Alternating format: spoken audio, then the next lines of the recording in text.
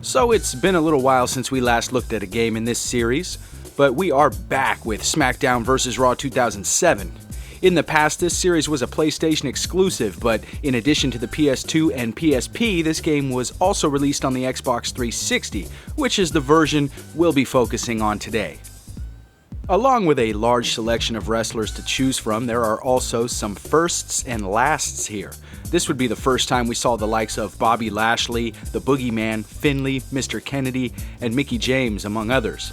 This installment would also mark the last appearances of Chris Benoit and Kurt Angle, as well as some superstars returning to the franchise such as Mark Henry and Matt Hardy. Coincidence that they share the same initials? I think not.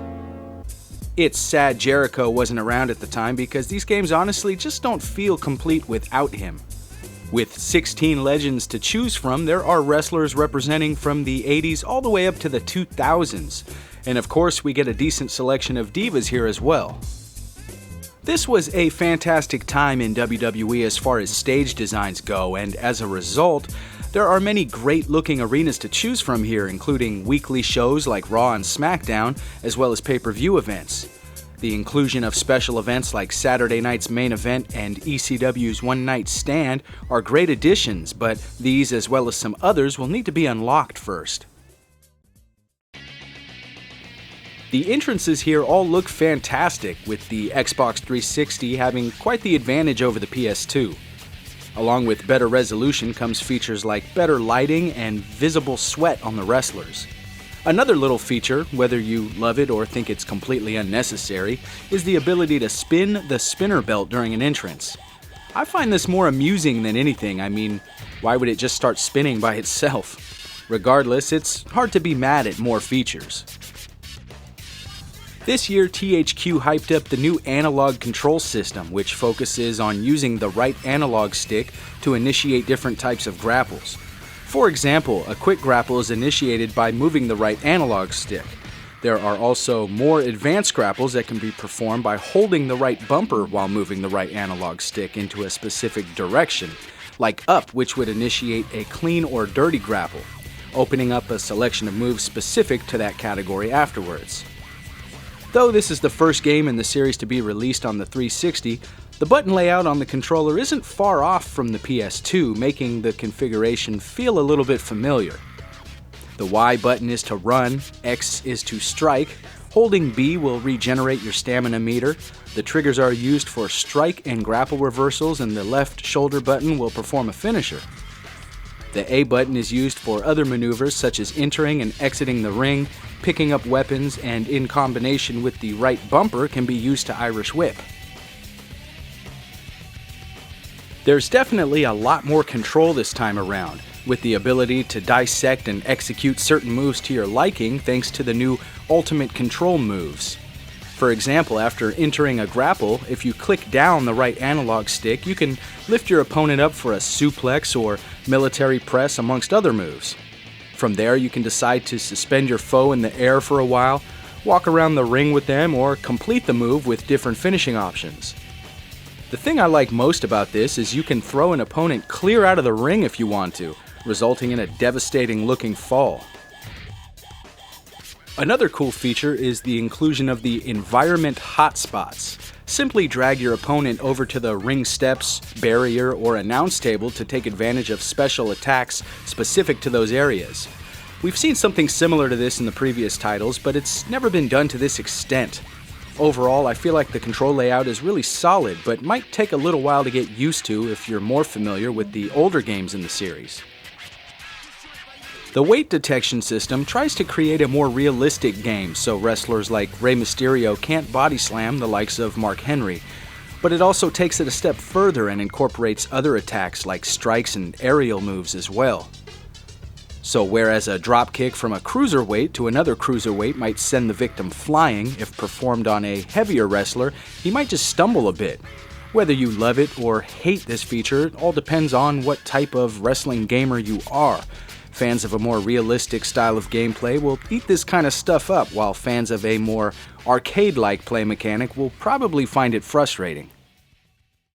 The new match type for the year is the Money in the Bank ladder match, and while it feels a lot like a regular ladder match or a TLC match, I still feel like it's a necessary variety due to the rising popularity in this gimmick match.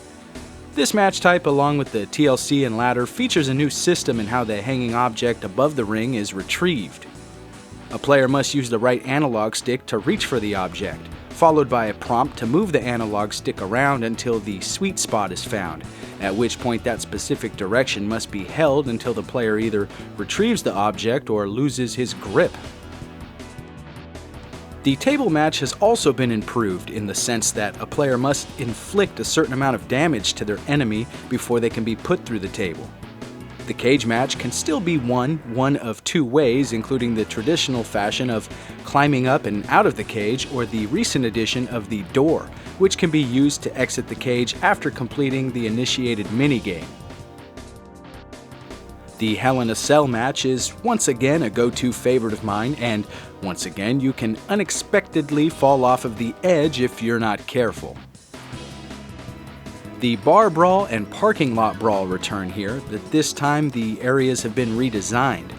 The bar now features a crowd of onlookers along with some new hotspots that you can interact with, including a Ric Flair statue. The parking lot still features a limo with breakable windows and cars that you can slam your opponent on top of.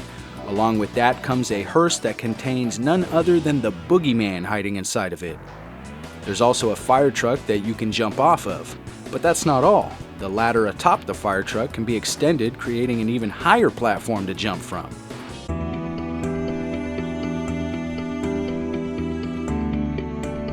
But my favorite new feature to the game is the new fighting area located in the crowd. Using the new interactive hotspots feature in the corner of the ring barrier will allow a player to send their opponent flying into the crowd, revealing a new fighting area complete with tables, chairs, and other weapons, as well as some new hotspots and a platform to perform diving moves off of. Why this wasn't included in every single game after this is beyond me. Outside of the before-mentioned match types, there are still a lot of others that remain in the series and are mostly unchanged, including Hardcore, Elimination Chamber, Buried Alive, Royal Rumble, and more. I love the vast selection of play types here, which keep the replay value up and keep me coming back to this game. One of my few complaints with the game would be that some of the move animations are outdated and stiff-looking, causing them to stand out amongst the newer motion-captured moves, which look really smooth. The sound here has its ups and downs. I really like the inclusion of grunt noises from the wrestlers, and all of the mat slams and other ring noises sound really spot on. The commentary, in my opinion, is fine. I know some people say it's repetitive at times, but I've never really had any problem with it. The only time I've noticed anything weird with the sound is when a heel makes an entrance. The boos from the crowd sound very strange and almost synthetic. Also, when a match is won, the wrestler's theme music is blaring while the commentators are drowned out in the background.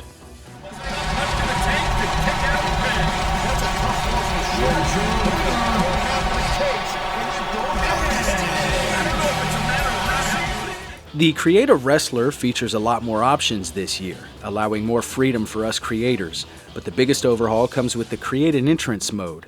This has been modified to give us more control over a wrestler's entrance, right down to the timing of lights, camera angles, and pyro. This is something that we've seen going as far back as Raw on the Xbox and WrestleMania 19 on the GameCube, so I was a little surprised that it took this long to make it to the franchise. But it's a welcome addition, and I'm glad they included it. The only real letdown in this mode is the fact that custom music cannot be used for entrance themes. There are, however, a decent selection of songs to choose from here. Also returning is the Create a Championship mode, and with the ability to choose from different plates, patterns, and colors, there are a lot of options here to create either something traditional or outlandish. The GM mode returns here, this time with some more options. The typical select a brand and start running your show formula is back, only this time with options like the ability to hire riders, which is actually sort of strategic as different riders will possess different strengths in certain categories. Also new is the ability to send a wrestler down to heat or velocity to have them brush up on certain skills. With more depth this year, this is definitely one of those modes that a player can get lost in. This year's season mode features over 40 different unique storylines that can be played out by just about any guy on the roster, with the exception of Umaga and the Great Khali, most likely due to the fact that one barely speaks English and the other doesn't speak, period. While most legends cannot participate, there are two exceptions in Mick Foley and Roddy Piper. Just like last year, the voice acting and cutscene animations are top-notch. Everything is set up to look like a real broadcast, right down to the camera angles. In your locker room, which looks more like a loft, you can access different resources like wrestler bios, WWE Championship belts, and your wrestler's attribute configurations. Also here is your desk, where you'll find your phone and computer. These are where you'll find messages from other wrestlers and WWE staff, as well as info and stories that keep you up to date on all of the latest news within WWE. You can also access the WWE shop here, where you can purchase unlockables such as wrestlers and alternate attires. This is definitely a must-play mode here, and really it's the icing on an extremely delicious cake.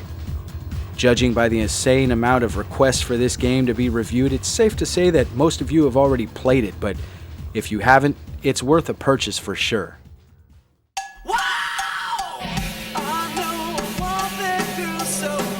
The following contest is scheduled for one fall.